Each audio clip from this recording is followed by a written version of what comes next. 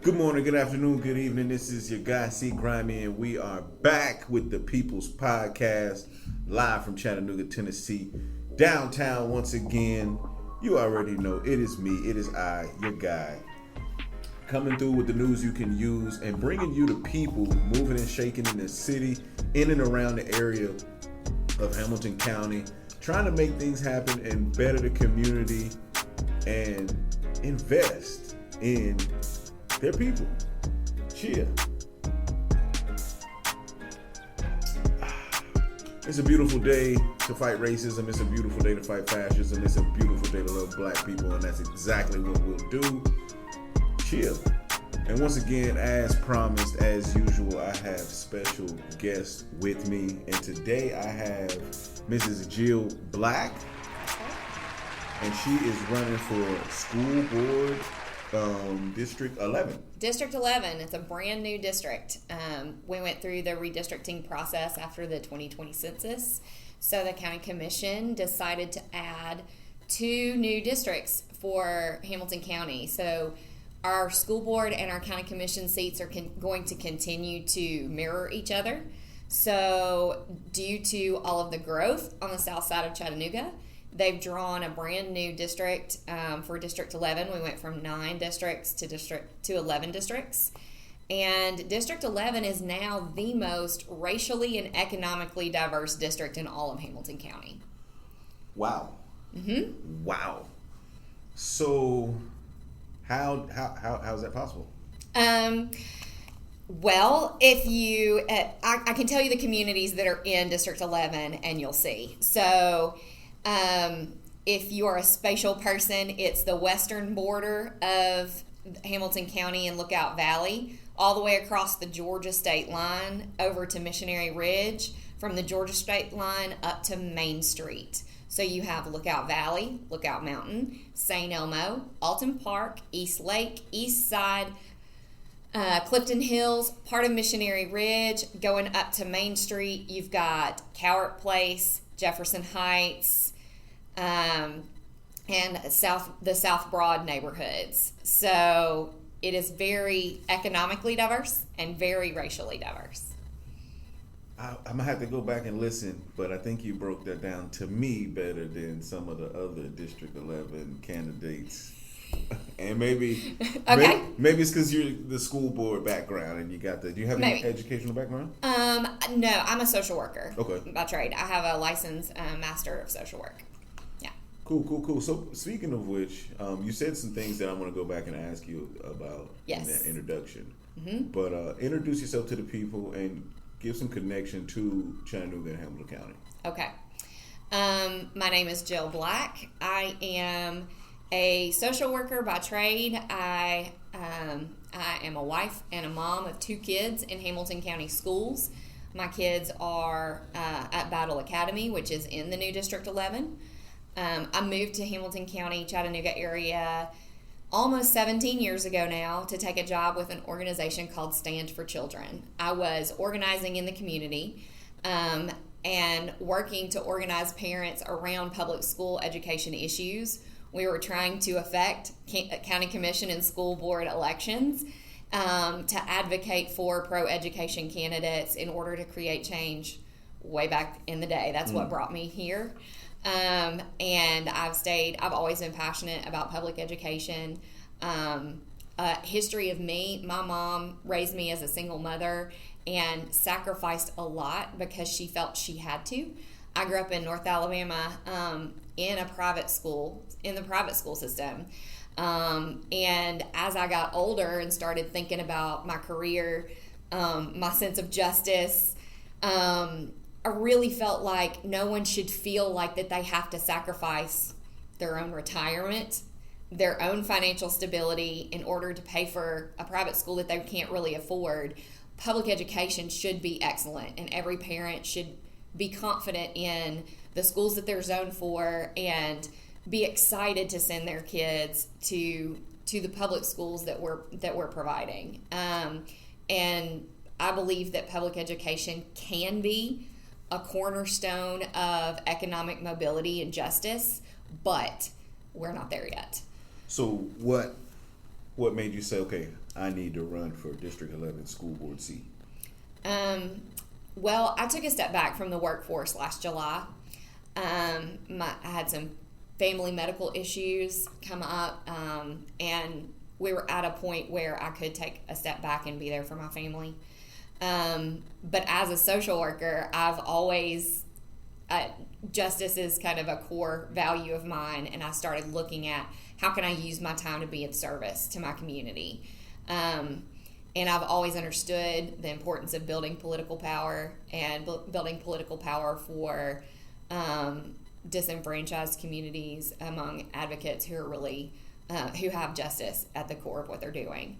And so I watched them draw this new district and thought, yeah, I want to represent the entire District 11. I want to make sure that the families and schools in all of District 11 are well represented by someone who understands the lived experience outside themselves. My mother, we struggled financially when I was a kid. Although I didn't understand it at the time, I didn't realize how much we may have depended on my grandparents or whatever. It was only until I was an adult that I realized that things were really tight. But she also probably struggled because she was trying to send me to private school that she couldn't afford. Yeah. Moms are good at that, though. Moms Yeah. are good at making it work from They do. a little bit. They do. It wasn't until I was grown that I realized that there were probably parts of my childhood that we didn't just eat dinner at my grandparents' house because we loved eating dinner at my grandparents' house 4 nights a week. That probably helped my mother financially. So they were my grandparents were my aftercare, and then my mom would come home from work and we would stay, eat with them, and then go to our house. Shout out to the grandparents. Shout out to the grandparents. My mom and dad were definitely my daughters before and after care and whenever care I needed them. So shout out to the grandparents out there supporting. Well, I mean, things have changed, right? Mm-hmm. From when we were growing up, my grandparents retired late 50s. Yes. My mom is still working at 67. Yeah, so like late 50s, he was getting ready, all right, I'm going to retire maybe in 5-10 years. Now, you work. Got to work. Yep. So that's my background. My passion around public education is I feel like, this is the cornerstone of the American dream, but it is not an equitable system right now, and I feel like it's a place where we can create justice and equity and really lift up and empower communities, but there needs to be someone making the decisions who understands the need for it. And I don't just want the best for my kids. I want the best for every kid, right? All parents want generally the same thing for their children. They want safety, security, and the opportunity for a bright future. And we can, invest in such a way in our public education system that we can create that, but it's going to take community buy-in, community investment. How many schools in your district that you're running for? 12 traditionally public schools and 2 public charters. Which are the charters? The Chattanooga Charter School of Excellence, upper and lower. How you feel about charter schools? I think what's going on at the state level is very scary. This effort to force a large number of charter schools down on local governments that haven't necessarily chosen it is incredibly concerning to me. The charter schools that we have in this area already tend to be doing a good job serving their constituency, their students, for the most part. They have a lot of oversight, but I don't like the idea of charter schools on a large scale because ultimately it is an effort to defund traditional public education. And charter schools and private schools cannot meet the needs of every kid. There's no way. But our traditional public education system and schools are not going to get any better by diverting money away from it. 12 schools in your district. That's yes. a lot. Yes, it is. How does that affect the way that you manipulate with the different diverse schools in the district? Well, you have to keep in mind the needs of every community, and that's what I've been doing so far, reaching out to principals, touring schools. Like I said, my kids are at Battle, so I didn't necessarily, I understand the school and community culture there, but every school has its own little culture, its own community, its own sets of challenges, its own strengths. And I've been trying to get out slowly but surely and tick off and tour each school, meet with each principal, talk to teachers, because I think it's important that whoever's sitting in that seat and representing those schools really understands the needs of each individual school and community. Because it's really diverse. There's, the needs or challenges in Lookout Valley are not the same needs and challenges in Eastlake Elementary and Academy, I would totally agree. That's around where I'm residing now in yes. the Eastlake area. Yeah. So I'm right there by the middle school. So shout out to Eastlake. I toured Clifton Hills this morning. Shout out Clifton Hills. There's an awesome little culture, school culture going on over there. Lots of exciting things. Lots of improvement and growth among student achievement in the last 5 years. They need a new school building. They're in a flood zone. So we're hoping that there's federal funds that are available to rebuild schools that are in a flood zone, and that those funds will relieve at least one need on our very long list of facilities repairs and needs and construction that we have in Hamilton County. So you mentioned safety and justice in the schools. What does that look like to you? I think justice looks like repairing what's broken systemically, right? So making a commitment at the county level as a community, because sadly, things have become partisan, but public education is a community value. And we have to decide as a community to invest in it. So justice means figuring out what the needs are and meeting kids where they are, but doing so in a way where you can continue to set high expectations, right? I learned in my schooling about self-fulfilling prophecies, and we need educators who are able to come in, meet kids where they are, but continue to set high expectations for kids no matter what they look like or what zip code they come from, what neighborhood they're living in.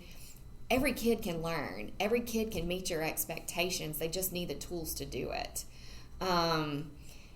Justice looks like meeting those kids where they are and providing enough supports in the classroom, enough adults, enough teachers and coaches and aides and interventionists to where we can meet those kids where they are and bring them up to a level where they can reach their fullest potential.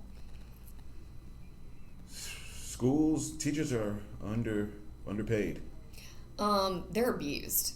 Teachers are abused. 100%. They feel like they're under attack. That's what I'm seeing and hearing at every level. A lot of the things that are coming, down from state legislatures across the country are very concerning for teachers. Things like you have to post your entire year's worth of lesson plans so that the parents can review what you're teaching. Well, number one, that's completely impossible. You have no idea or understanding what teachers do if you're asking them to post an entire year's worth of lesson plans. And also, it means that they can't pivot in their classrooms and incorporate current events into their lesson plans and help kids understand what's going on in the world around them in real time into lesson plans that still are meeting their benchmarks and educational goals, but they can't take a current news story and fold it into their lessons because they've had to post their lesson plans for a year out, I think if we continue to make demands we've created an environment for teachers that's unsustainable. And if we continue down this path, educators are going to leave. And we've learned over the last 2 years that our society and our economy does not work without public schools, and our public schools don't work without educators. So we need to do some intervention fast, and give teachers the support that they need. Not just competitive pay, but help in the classroom. What other ways do you feel like public schools have been under attack? I feel like I have a lot of feelings. I have a lot of big feelings.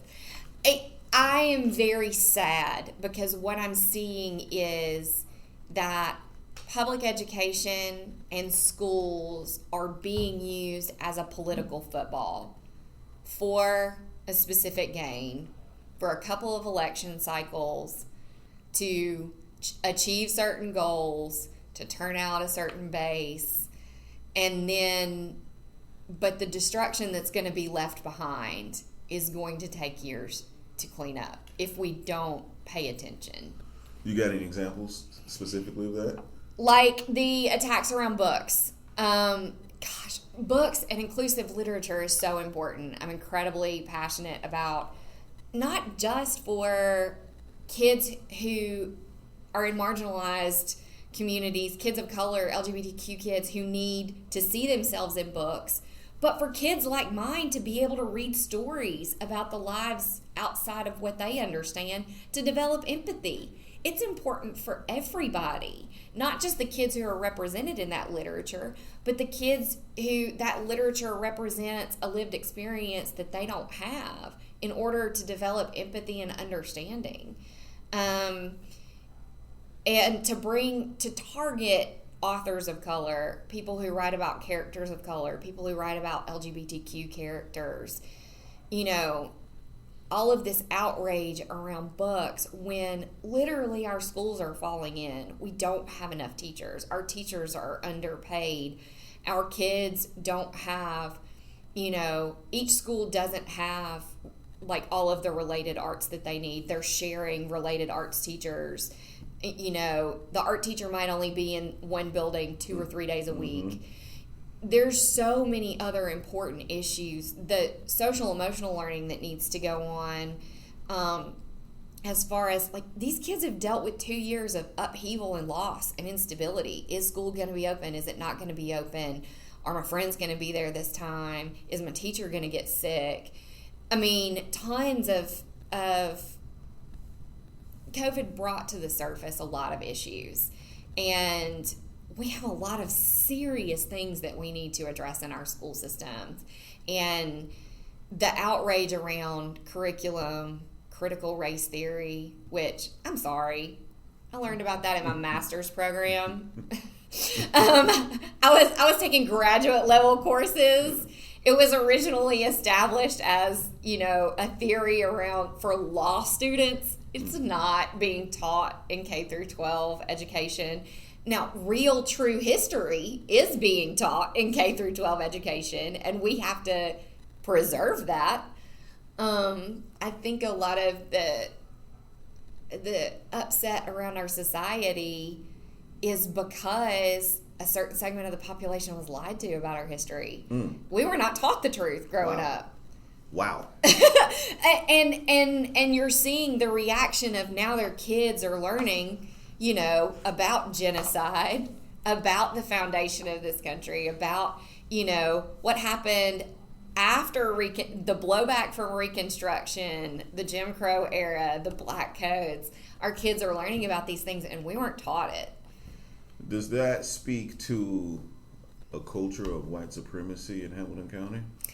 I mean, white supremacy and the white cis heteropatriarchy is the foundation of everything, right? it has. I mean, we have even, we have things even left over in the way we run our local elections that are left over from, the civil rights era, Jim Crow, like pushed back from Reconstruction and things like that.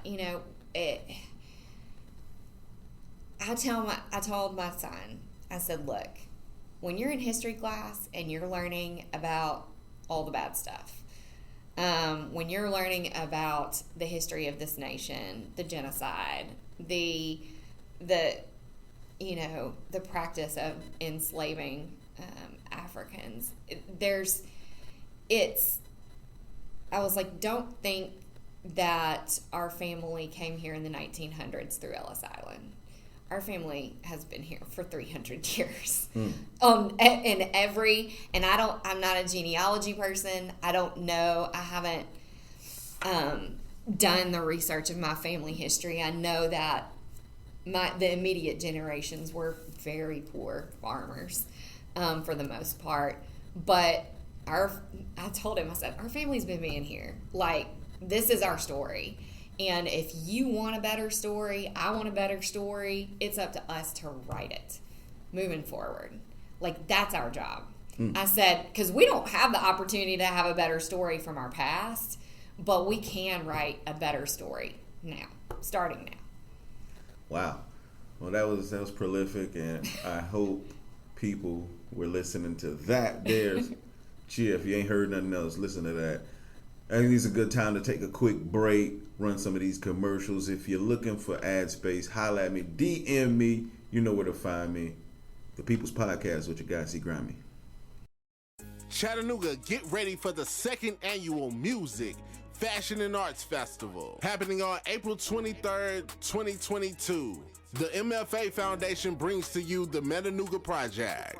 4 headliners, 2 fashion designers, and 3 visual art exhibits. That's right, all in one day. Tickets and more details are available at mfafest.com. Sponsored by Syncova. Thank you for listening to the People's Podcast. Are you looking to promote your business or special event? Well, with over 10,000 diverse weekly listeners and growing, the People's Podcast is the place to do it. Email us at peoplespodcast423@gmail.com and get your business or special event on one of the fastest growing podcasts in America. Yeah, and we are back. The People's Podcast with your guy, C-Grimey. It's a beautiful day in the neighborhood. And I am here with Mrs. Jill Black. She is currently running for school board seat, District 11, Hamilton County. It's a important election. It is. And people don't realize how important school board elections. I think. I don't know. That's From my perspective, how do you feel? I think the last 2 years has definitely painted the picture of how important it is. Who's sitting in the seats? This summer, every single county commission seat is up for re-election, and 7 of the 11 school board seats, so an overwhelming voting majority on the school board, is up for election in August. We're electing a DA, we're electing a county mayor. And so when you think about the last 2 years, how COVID was handled, how the safety precautions that were in place, whether you were happy with them or not, all of those decisions were being made at the local level in the beginning.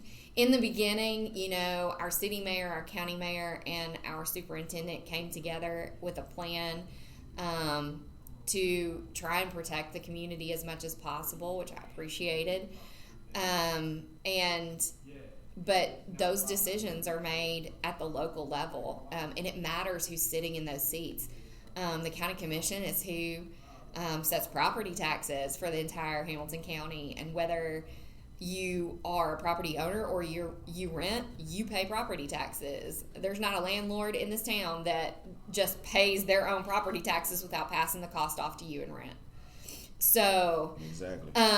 So that's a common misconception. A lot of people like to get on their high horse and be like, well, I pay property taxes. Well, everybody pays property taxes. Everybody pays property taxes whether they're getting the tax deductions for owning that property or not. Exactly. So all of those decisions are made here.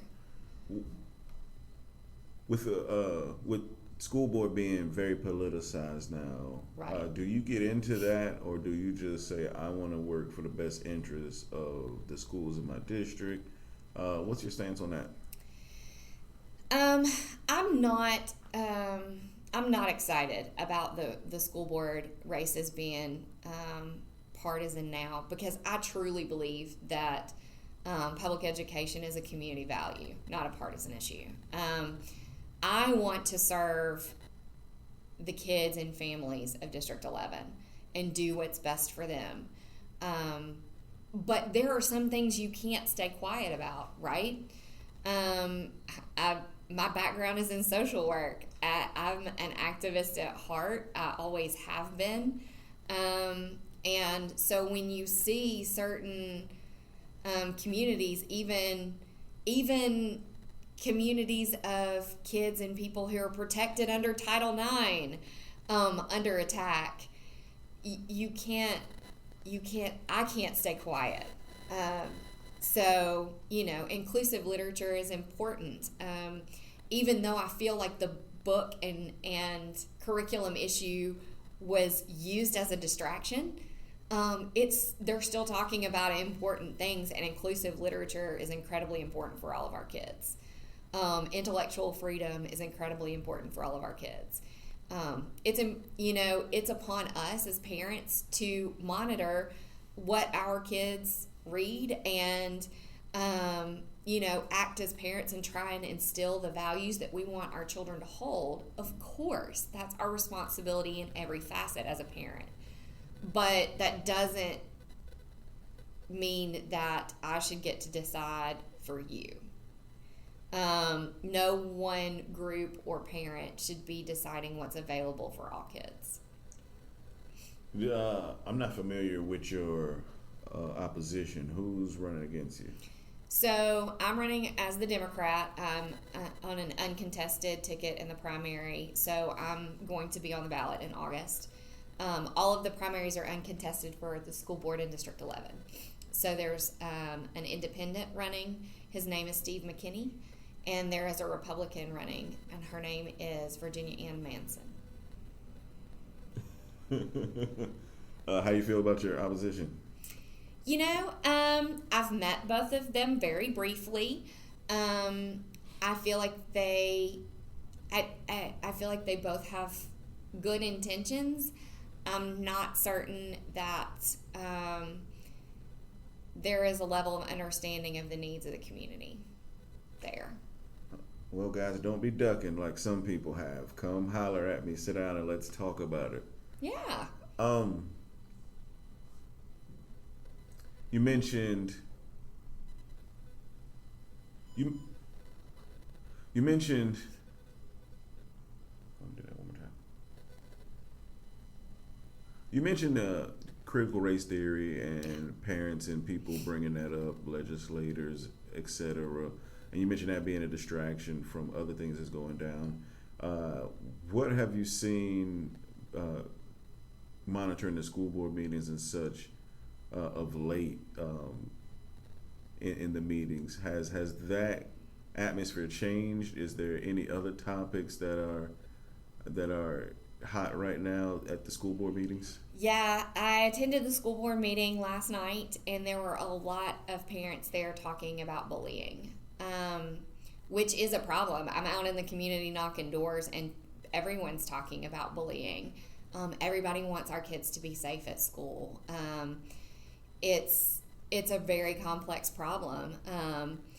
It seems that, kids are smart. They figured out that adults don't go into the bathroom with them.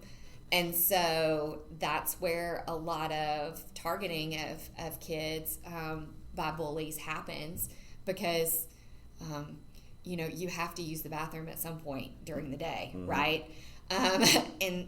But we've got kids who are afraid to go in the bathroom because that's a place where there really are no eyes. There's cameras in the hallway. Obviously, you can't put cameras in a bathroom.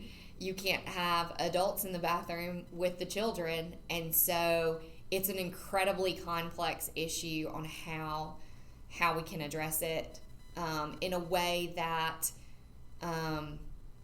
addresses the needs of all parties, right? We always want to protect a kid who's being targeted by a bully, but bullying comes from somewhere, right?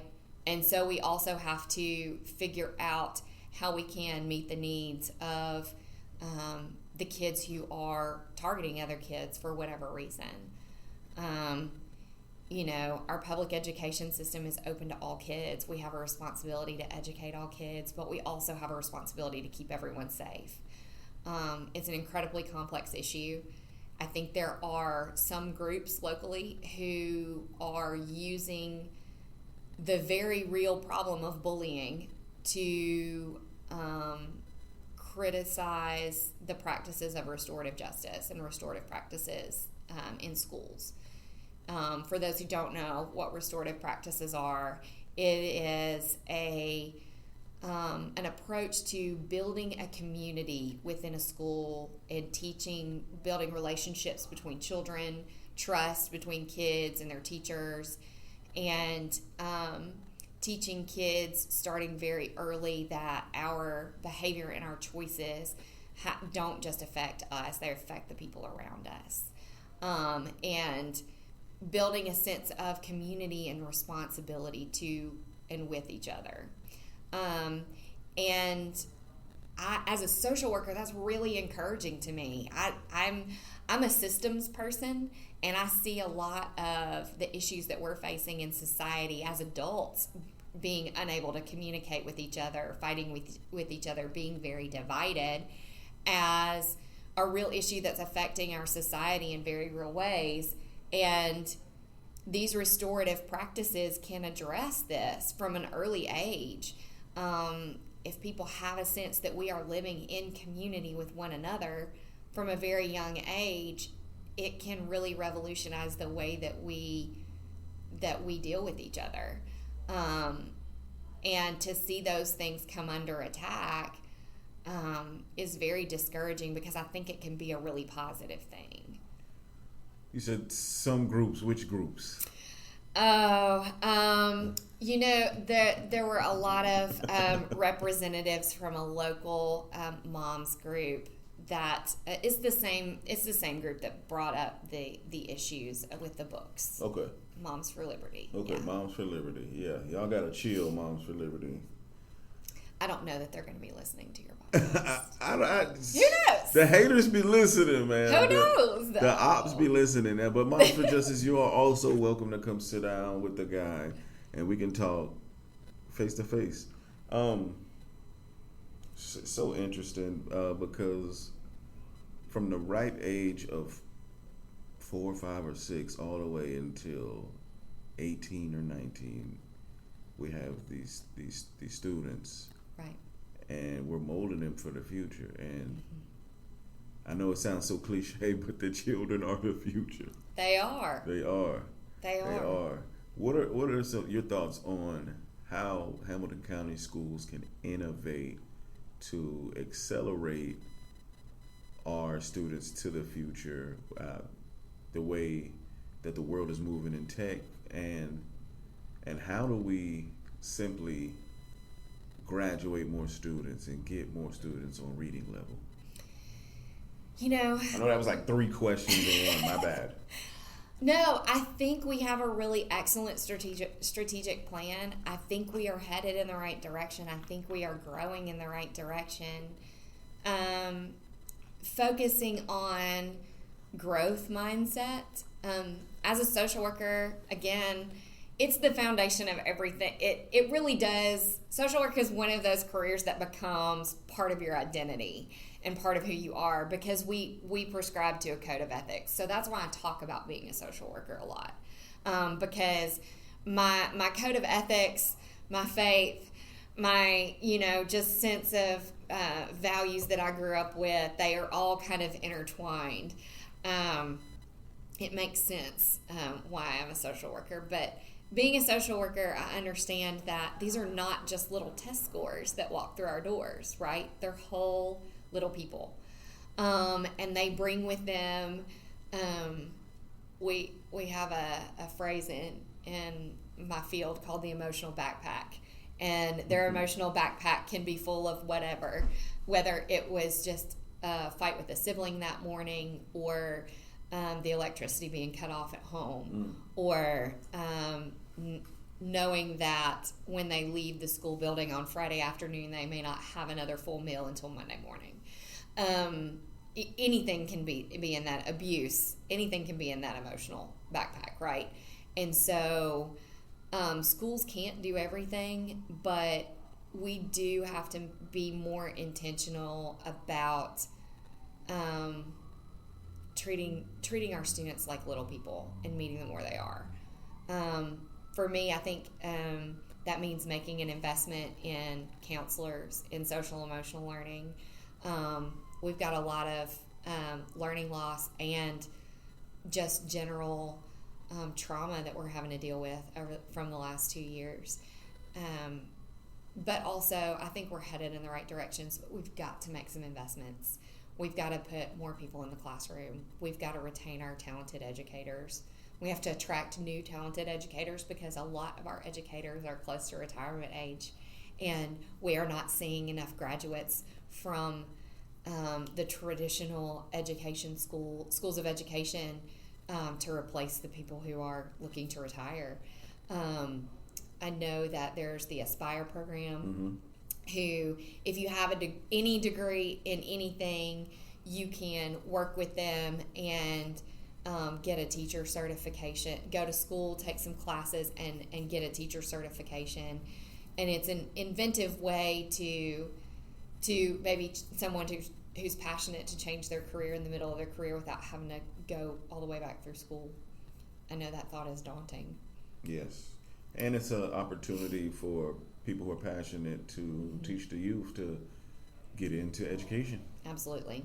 I know that Hamilton County has a Grow Your Own program where anyone who works for the school system in any capacity can take classes and go through the Grow Your Own program and become a teacher that way.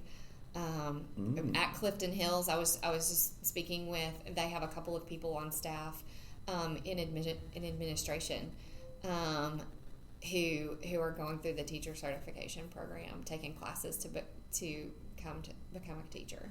So interesting. We're trying to be creative about addressing these issues, but the fact that I'm not on the board yet, so I don't have all the answers. I am a listener. I'm not one of those. I'm not the type of leader who bulldozes in and thinks that I have all of the answers, right? My job as somebody who's serving the community is to listen first, and I'm going to spend that first chunk of time really just listening and being quiet and learning, because I do want to get it right. I consider myself, I think school board's really a very unique position in our government to where I consider my constituency to be children. I'm accountable to the kids of Hamilton County. I'm accountable to the students of the public education system in Hamilton County. That's my constituency, and they can't vote for me. But I consider myself to be accountable to the students of Hamilton County. Are the schools underfunded? 100%. 100%. We have a problem at the state level. For real. I mean, when Alabama and Mississippi are spending more per student on education than Tennessee, the old adage used to be, well, at least we're better than Alabama and Mississippi. Actually, we're not. Wow. And they're surpassing us. And we in Chattanooga are losing the opportunity for companies to come here. We're losing jobs. We're losing economic growth to Huntsville because they're doing a better job at funding funding their public education and producing a talented workforce than we are. Wow. Why are the inner city schools so poorly? Is it funded? The infrastructure is poor. Why is that, in your opinion? Well, we used to have 2 different city school systems, and they merged a long time ago. This is what I understand. All of this happened before I came to Chattanooga. This is just my understanding.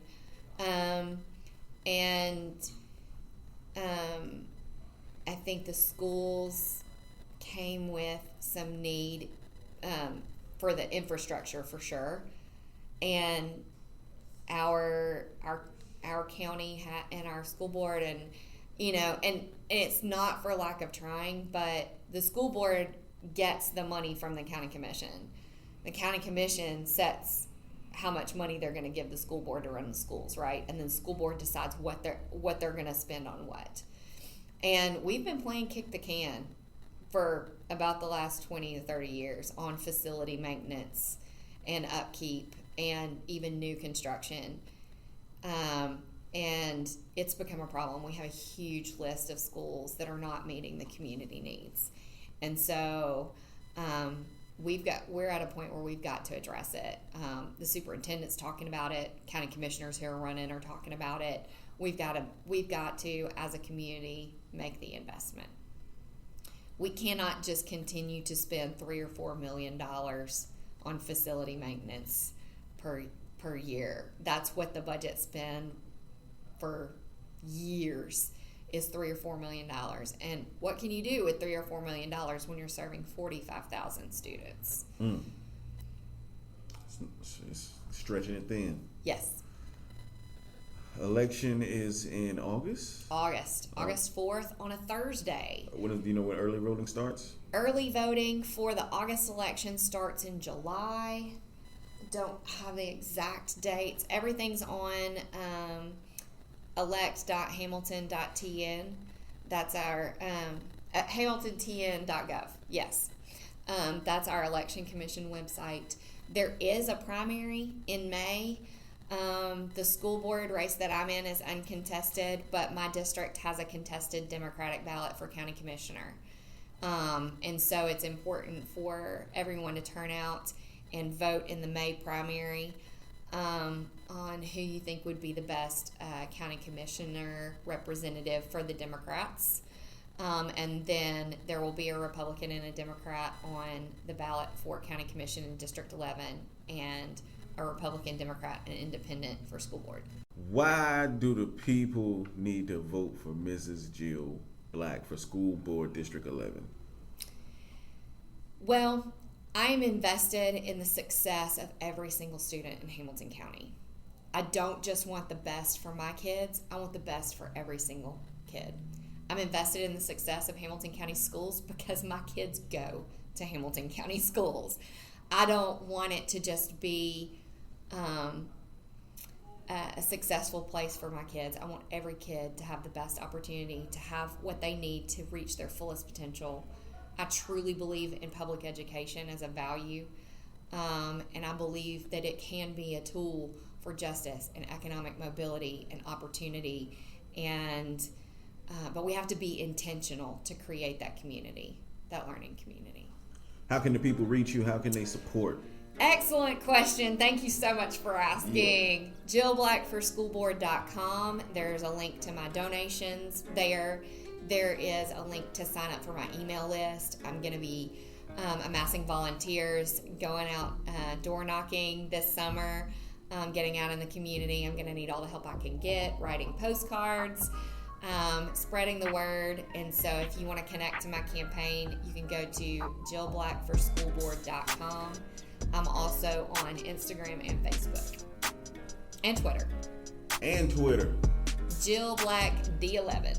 Hey, y'all already know who I am and where to find me. C-Grimey 423 on all platforms. This is the People's Podcast. Thank y'all so much for joining and listening. And if you haven't already, hit the subscribe button so you get the ding every time we drop a new episode. And you know they coming at you early and often. Once again, this is your guy C-Grimey. Appreciate you. Stay diligent, stay vigilant, stay dangerous. All power to the people. Peace.